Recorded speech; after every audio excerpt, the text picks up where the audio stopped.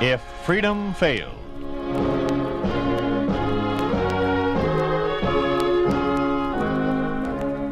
We'd like to take you on a visit to a town that doesn't exist. We'd like to show you how things would be in Hollywood, USA, if communism took over. This is the story of what would happen to the motion picture industry and some of its leading figures under a communist regime. Hans Conried plays the role of Alex Lloyd in The Man Who Died Twice.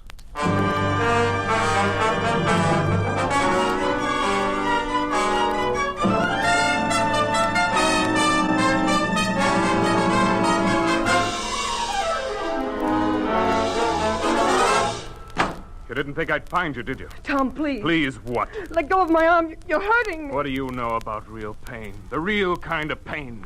This is only momentary. This you'll forget. Oh! This won't burn holes in your insides like you did to me.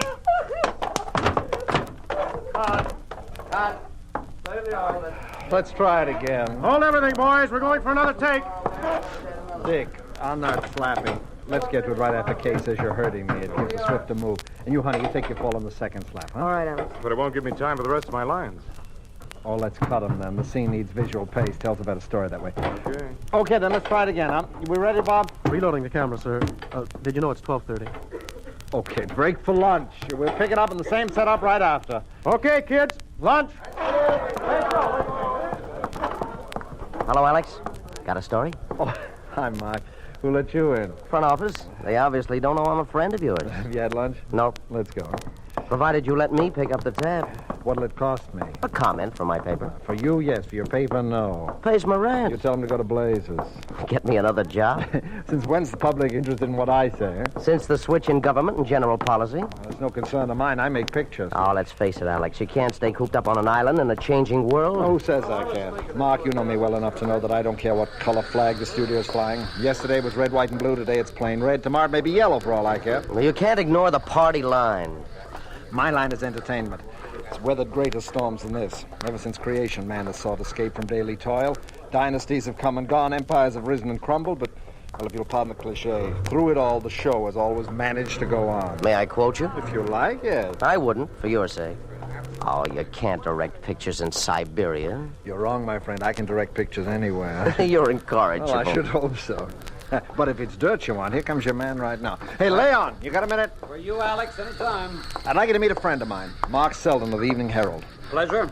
Mark, this is Leon Forbes, my producer and nemesis. I do. I've always wanted to meet the man who could keep Alex in check. Would you care to see my ulcers? All Mark wants from you is a statement on the studio's change of policy, if there is any. Well, you can tell him yourself after the meeting tomorrow night. Well, what meeting? Haven't you been notified? Maybe my wastebasket has. That's where all general notifications go. Oh, but this concerns every one of us. There will be a special address by a representative from the Public Information Bureau. Flew in from the East especially to brief us on the new policies of the entertainment industry. You simply must attend. Oh, I'm sorry, no can do. I'll be screening the first rough cut of Killer's Toy tomorrow night. Oh, it'll have to wait.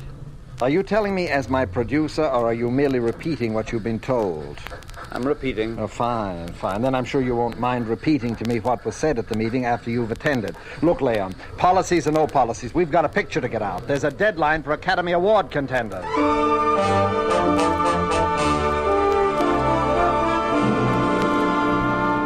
Therefore, gentlemen, never lose sight of the fact that your brainchild will become adult, conscious of its purpose as a citizen of the Soviet States of America, and must be ready to reap the harvest in the field of entertainment. I thank you. Mr. Forbes. Yes?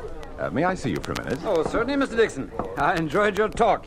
Most informative. Thank you. It was a pleasure addressing such a distinguished group. However, I must confess I felt a bit cheated when I noticed one of your most prominent members absent. You mean Alex Lloyd? Yes.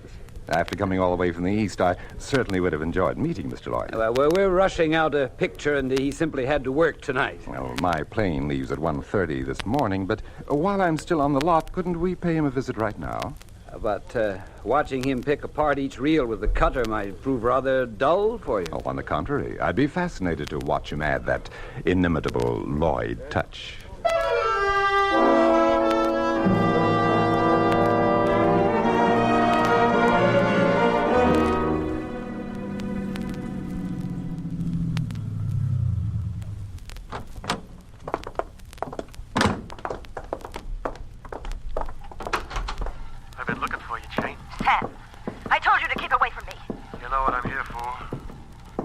Good evening, George. Oh, good evening, Mr. Forbes. This is Mr. Dixon of the Public Information Bureau. Pleased to meet you, sir. The pleasure's all mine. Alex still in the projection room? No, we ran only a couple of reels. Got through about an hour ago. Oh, well, I guess he's gone to the music department. I doubt it. Said he was going to drive down to the beach for some fresh air. Wasn't he feeling well? Oh, fit as a fiddle. Just needed a change. Oh. You know how it is with these temperamental artists. No, I don't.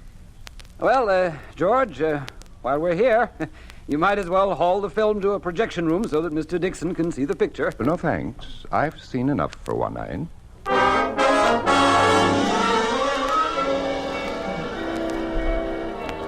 Hiya, Nancy, honey. You busy? Not too. Got your pencil sharpened? Sharp as your wits. Then make like a columnist secretary. On your mark, get set, go. All of Hollywood once again feels that tingling sensation run up and down its celluloid spine, dash. The annual Academy jitters, period. Far be it from me not to join my fellow columnists' usual cry of predictions. I dare say that in view of Alex Lloyd's masterpiece, Killer's Toy, this year's presentations may be strongly reminiscent of the good old days when Gone with the Wind grabbed all the honors. No, good old days, remember? All right. Let's rephrase it. I dare say that almost everyone connected with Alex Lloyd's Killer's Toy, naturally including the master himself, will clasp a little golden statue before that memorable evening will be over. And I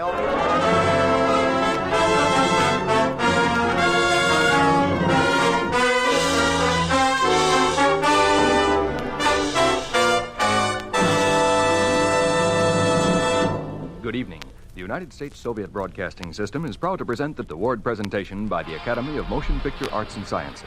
The presentation of minor awards has already been in progress for some time, and as the main event of this evening is about to begin, we switch you to the stage of the Shrine Auditorium and tonight's MC, Mr. Fred Astaire.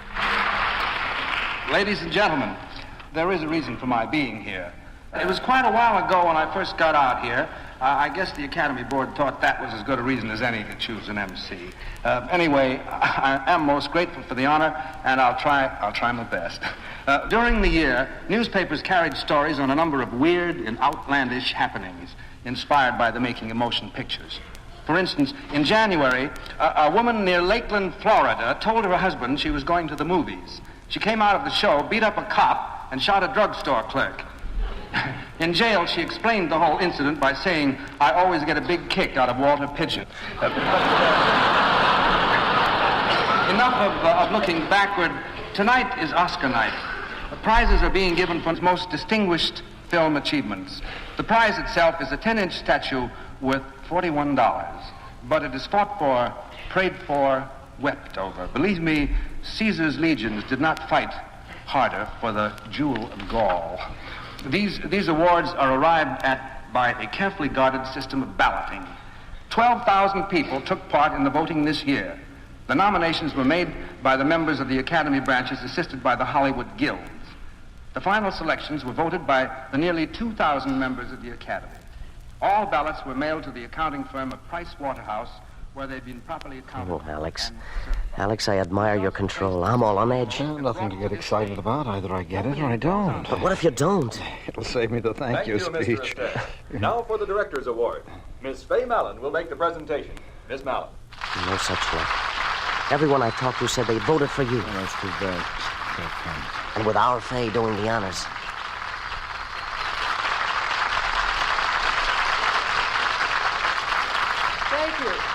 Thank you.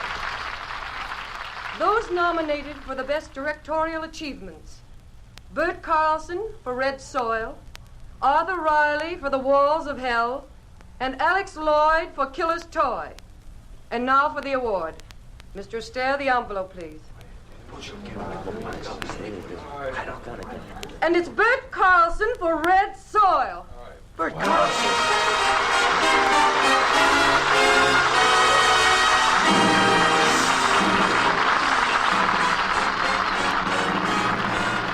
What could have happened? Bert's a good boy. I don't get it. Your picture copped the award in every other department. Maybe I don't live right.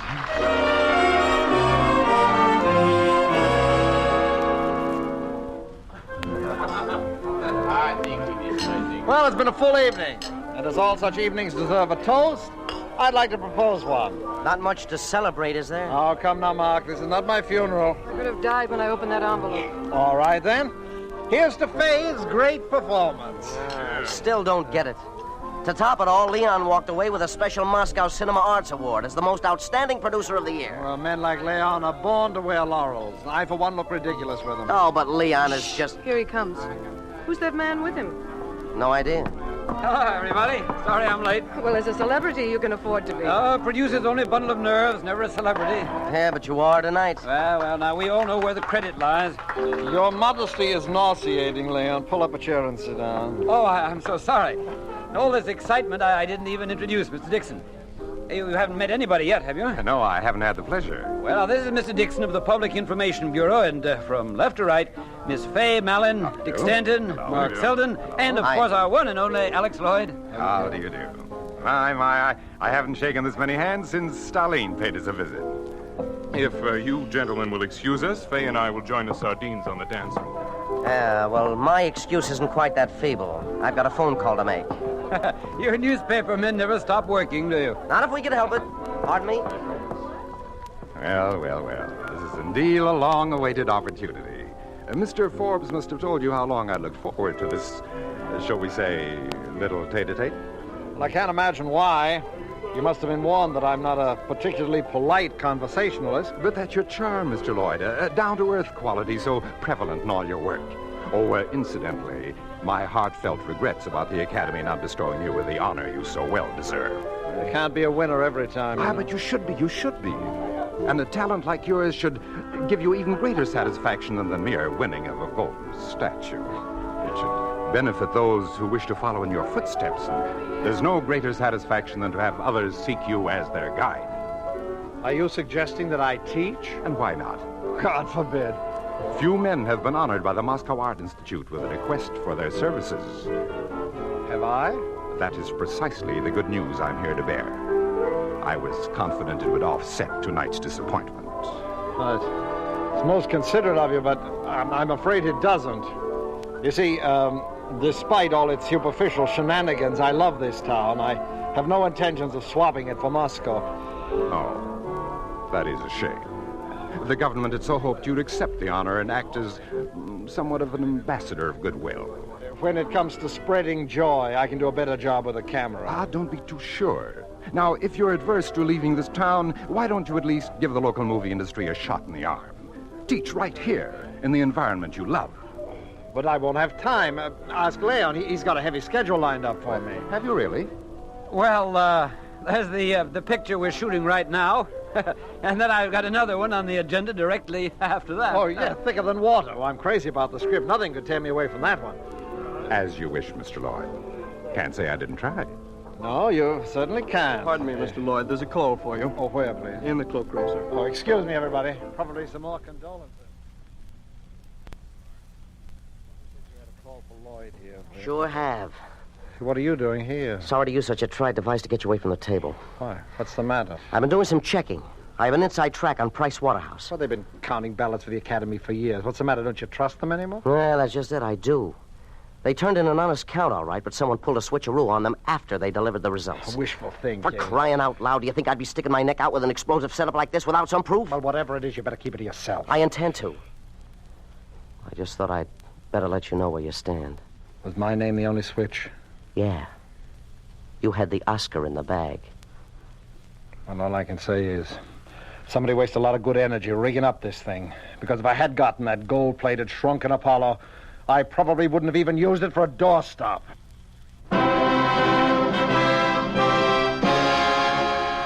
You are listening to The Man Who Died Twice, starring Hans Conried.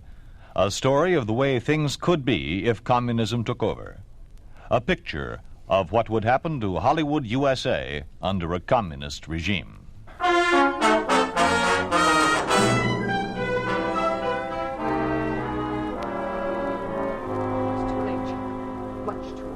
Nothing's ever too late for me. If the clock won't wait, I stop it. And baby, you know what happens when I stop something. This time you won't.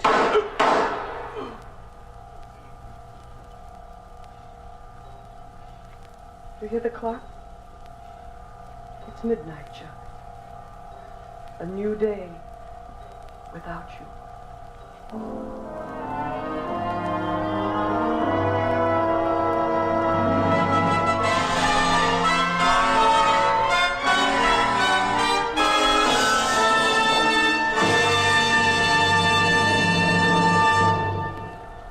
Well, what do you think? Well, there's a couple of rough spots, nothing some minor retakes can't fix. Oh, I think it's great just the way it is. Well, what's the rush? An extra polish never hurt any picture. They won't show at the box office. Besides, it's high time for your vacation. Vacation? Well, now, you know you need a rest. You can't keep driving yourself like this much longer. Well, work never hurt me. You know I can't wait to tackle thicker than water. I meant to tell you. It's been shelved. Shelved? Why? Well, the front office felt it to be too grim a subject matter at this time. What better time is there than now, with all this gibberish about communistic ideology still flying thick and fast? Why, this story does a greater selling job than any flag-waving brass band. What is timelier than the story of a capitalistic father and a communistic son? The clash within the same flesh and blood. I know it, but it's just one of those things where... come in. Mr. Lloyd? Yeah? Telegram, sir. Oh, thank you.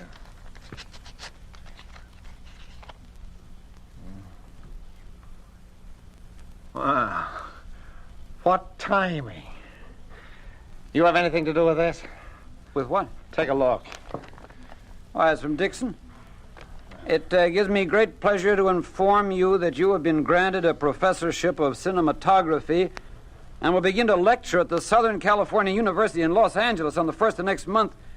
Respect for yours, J.P. Dixon. Quite a coincidence, don't you think?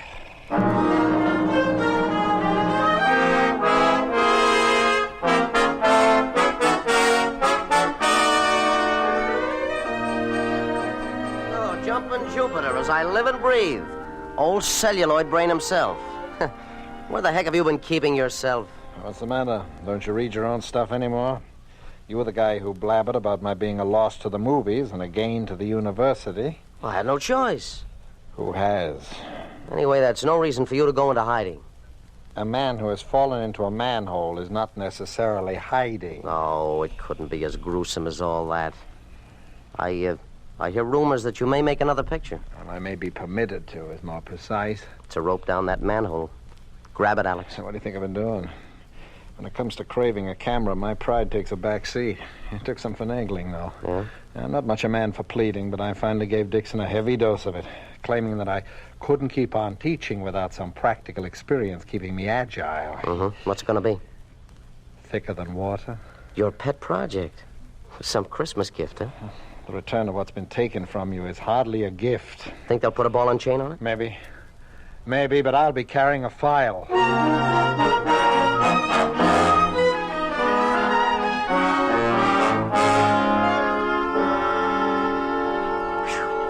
Honey, the air's foul in here. Please open that window and let some spring inside, huh? Sure thing.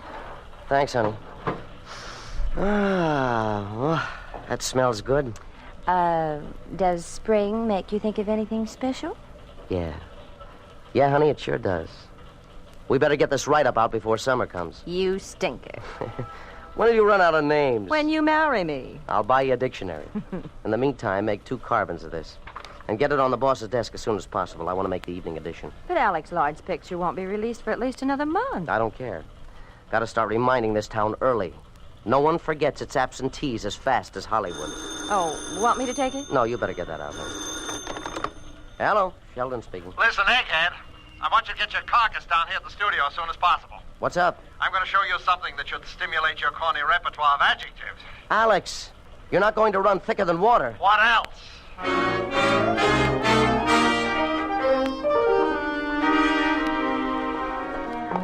It'll be running projection room 6. It's just over here. Tell me, Alex, just between you and me, how'd you feel about it? Like old times. Oh, here we are. Oh, where the heck is the projectionist? Hello, anybody here? No, Alex, he's gone home. Home? Yes, I told him to. Well, you're crazy. We got a running all set for 2:30. No, there won't be any. Is this some kind of a gag? Well, I wish it were. You see, they came by to confiscate all prints, including the negative, just a little while ago. They? Who's they? A couple of men from Dixon's local office. But they can't do that. I'm afraid they can. You mean to tell me you just stood by and did nothing while they carted it away? Well, what could I do? They had a warrant and certified instructions by Dixon. Now, who does that man think he is? But, Alex, I had to do it. They could have shut down the studio. You know how... Oh, you didn't have to give him the negative. To make some sacrificial offering, why didn't you give him some of this trash? The lizard man, love for breakfast. Please, the Alex, jockey Bill, blues. you're smashing the They could have projector. donated these to Stalin as your personal contribution to communism. You always liked medals. Come on, Mark. Let's get out of here.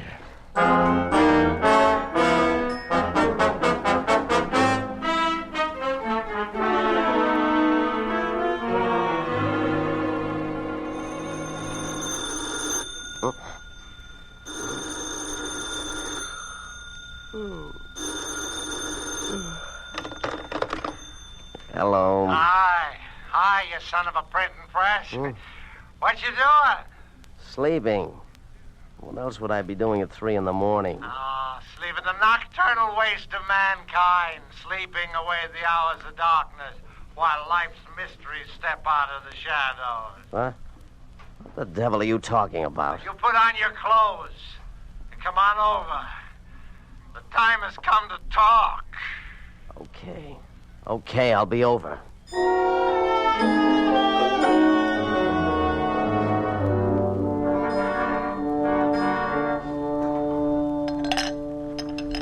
How's about one for you? No, thanks.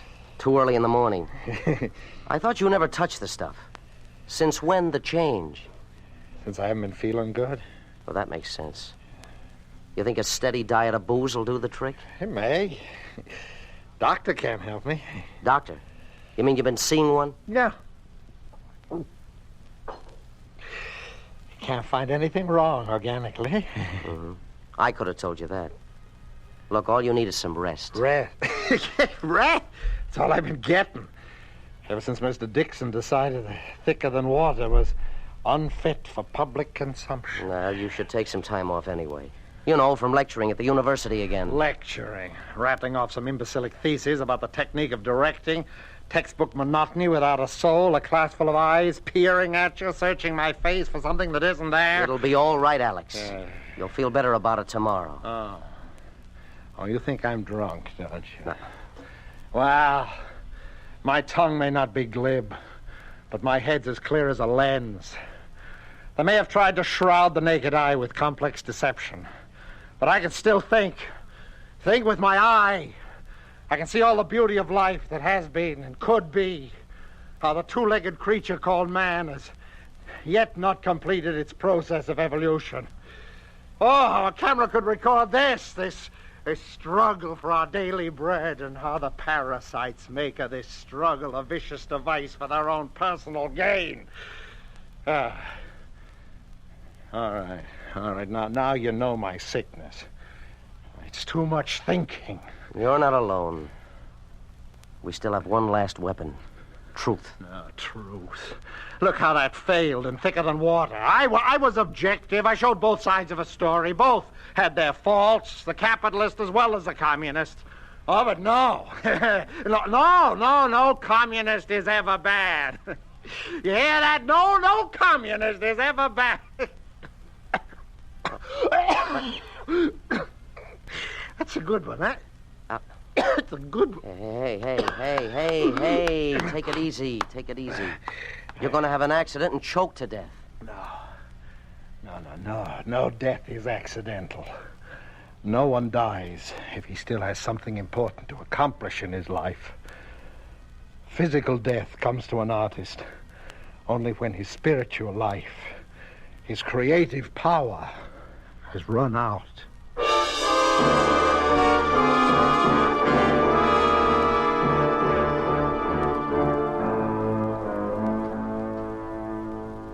Some more coffee? No, thanks. Mark, don't you think you'd better quit? It's 3 in the morning. I'm sorry, honey. You can go. I'll try to finish this by myself. Well, I didn't mean it that way. It's just not fair of them to give you this assignment. Any obituary is bad enough, but... But Alex's obituary. Yeah. Well, it's more than I bargained for. Well, you must stop brooding. Make it brief. That's the way he would have liked it. It's not the length, honey. It's the punch. The punch his entire being had. The punch that's suddenly gone, leaving a vast emptiness. Yeah. Something that only his own words could describe. Yeah, that's it. That's it, his own words. Let's try it. You ready? Ready. Did Alex Lloyd foresee his own death a month ago when he told me that physical death comes to an artist when his spiritual life, his creative power has run out? They said his heart was made of celluloid. But even unbeknownst to him, he was a romantic. And foremost, he was an artist, and as such, he paid a supreme price for his failings. He died twice. You think it'll get in print? In this red sheet? Not a chance. Tear it up.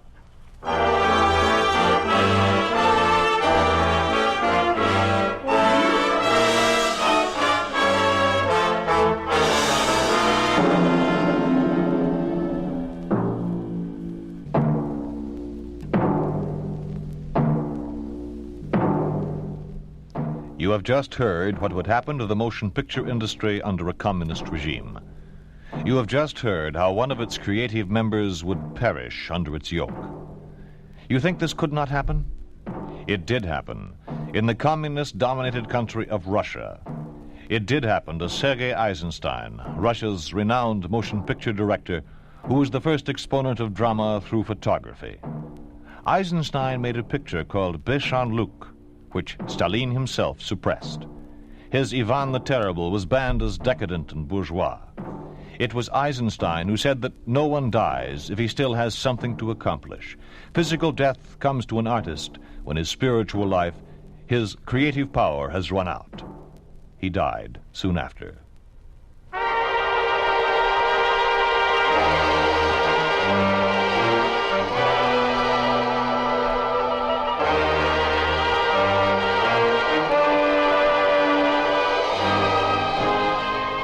You've been listening to If Freedom Failed, starring Hans Conried as Alex Lloyd in The Man Who Died Twice.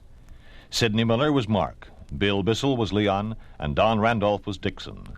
Others in the cast were Janet Logan, Marjorie Hochel, Ken Allen, Lamont Johnson, Floyd Howard, Joe Cranston, and Leroy Leonard.